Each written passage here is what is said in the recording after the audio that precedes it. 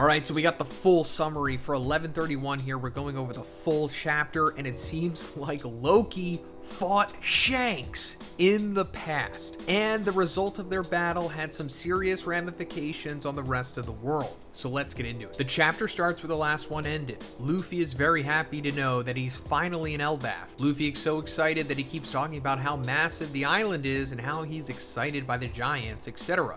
Loki tries to talk too, but Luffy doesn't give him any chance until Loki gets angry. "Silence, I'm talking to you!" Loki lets out a powerful scream that scares wolves in the area. Then we can see Loki's presentation box while he talks to Luffy. That is now on top of Loki's right leg. Accursed Prince of Elbaph, Loki. Special bounty issued by the world government. 2.6 billion berries. So yeah, we talked about this yesterday. Loki has a quote-unquote special bounty of 2.6 billion, which is essentially the highest bounty right now that is not coming from the Yonkos, Mihawk, Law, or Kid. We still don't know why he got a bounty or why it is called a special bounty, because to our knowledge, at least to this point, Loki was not or is not currently a pirate, although maybe he was. Loki says, "I am the sun god that has been passed down in this country. Do not speak without my permission, human. Now tell me, what do you think about the state I'm in?" Luffy says, "What do you think? You're obviously captured. Very observant, but no one wishes to be restrained, right? Like them all, if it's possible, I would like to be liberated as well, Rhodey. I'm Luffy, not Rhodey." So that's super interesting as well. Loki referring to himself as the sun god yet again, but this time saying that it has been passed down in this country. So I guess this means that whatever devil fruit Loki killed his father to get and eat could be this quote-unquote sun god. Now, of course, we all know that Luffy ate the sun god Nika devil fruit, which, allowed him to do all the crazy Gear 5 stuff that he's doing right now. But it's possible there might be another sun god mythical Zoan fruit. I don't think we need multiple sun god devil fruits. I mean, even just having one is already a little bit of a stretch. But whatever fruit he does have seems to evoke the title of Sun God onto whoever eats it. And I also think this is one of many parallels that Loki has to Luffy, and I'll talk a little bit more about that once we go into growing up with animals stuff. Loki explains that he has been like this for 6 years. He's the most powerful person in Elbaph, but the tree he's tied to is Treasure Tree Adam. That is Warland Kingdom itself. And the chains that imprison his body are made of Kairoseki, sea stone.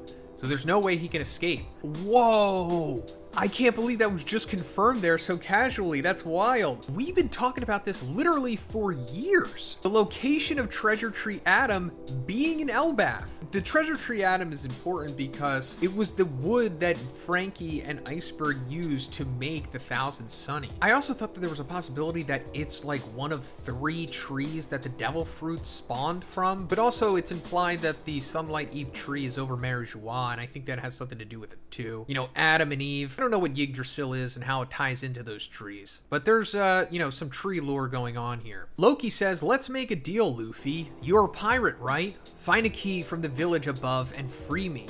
Then I will crush one pirate crew you want free." Loki says that this is a snowy land that's called the Underworld, and it is both a prison and execution ground for giants. Giants who committed crimes are forced down here, and no one dares come near because of the beasts in the forest.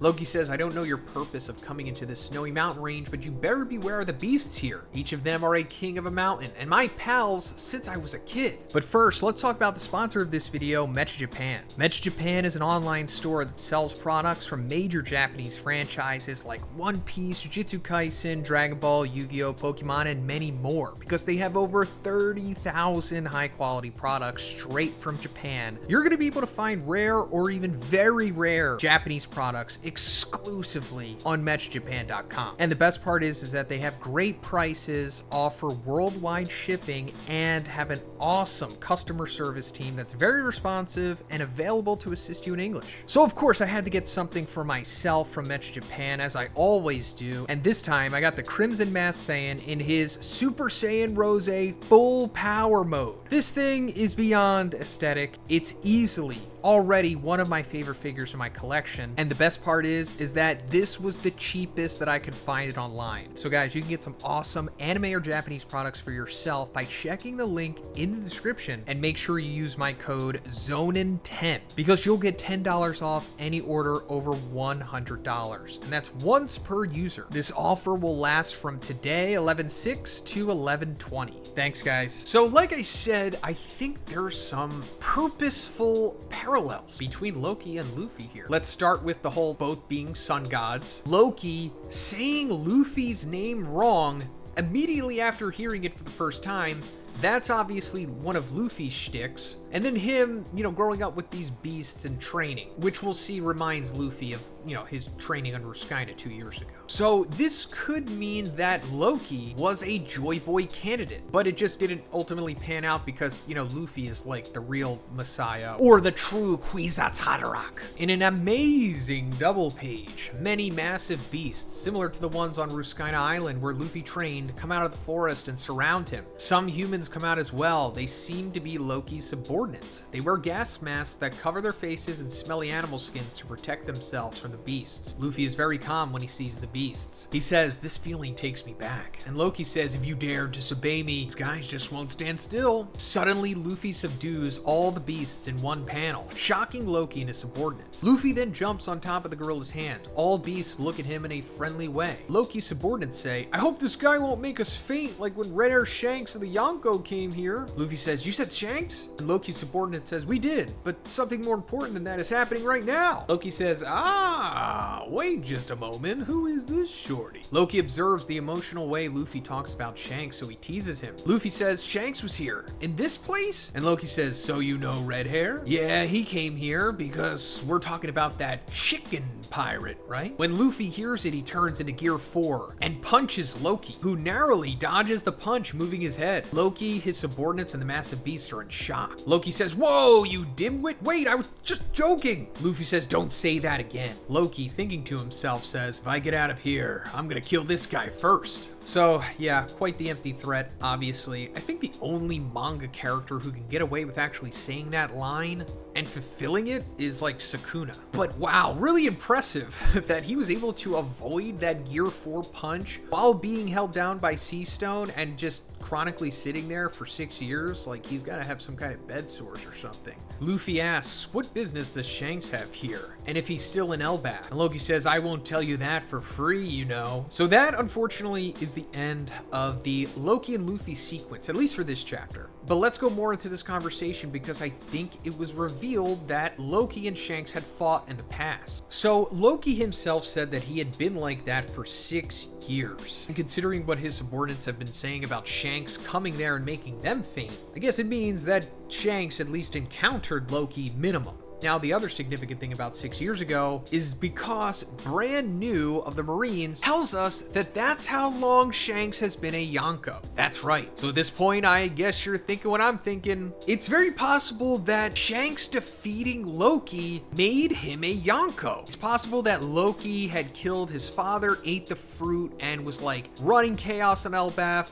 Maybe he had plans of taking over the world or something. Maybe he was going to set out to sea. And then Shanks came in and was like, nah. They had an epic battle, which I'm assuming was tough. And Shanks ultimately defeated him. Got all the giants to restrain him with the Sea Stone. Then once word got out, people were like, well, anyone who defeats Loki is worthy of Yonko status. And if that is the truth, then I guess this would be a great stepping stone for Luffy as well. If that was Shanks' biggest test up until that point, then I guess Luffy will have to replicate that as well. Because Luffy just got over his biggest test with Kaido, right? That was kind of like his Loki, I guess. So if Luffy fights Loki and defeats him, which he very likely will, I guess that means that he is quote-unquote ready to finally face Shanks. Cut to the castle bridge. Nami and the others see Road running after them, while Gerd and Goldberg are running after Road 2. Zoro wants to cut them down, but Usopp says that they may be friends with Dory and Bragi, so they all decide to run to Elbaph village up above. Nami says it'll be over if they caught up to us. Cut back to the underworld, but in a different area from where Luffy and Loki are. In another incredible double page, we see Hirudin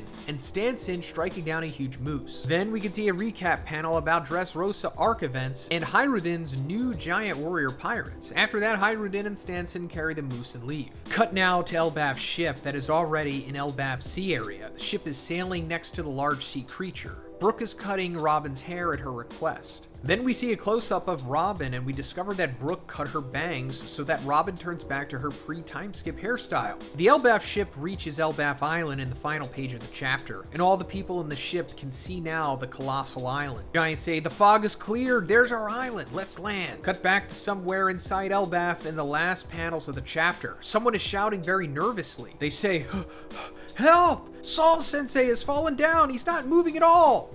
End of chapter, no break next week. So we also talked about this yesterday. This is a great way for Robin to be reintroduced to Saul and vice versa. I guess she's cutting her hair so Saul will recognize her better. But it's super important, obviously, that Saul and Robin get back together, not only for their individual character development and story arcs, but also figuring out where the final road poneglyph is. Since the Straw Hats currently have 3, once they have the 4th one, they will finally know the location of Laugh-Tale, where the One Piece is located. So expect that to happen in this arc, probably towards the end. Maybe that will lead to what causes Ragnarok, but let me know what you guys think about this in the comments. Really like this chapter, but like I said, let me know what you think about it. And if you liked the video, please give it a like, please subscribe if you haven't already. Have a great day, and I'll see you in the next one.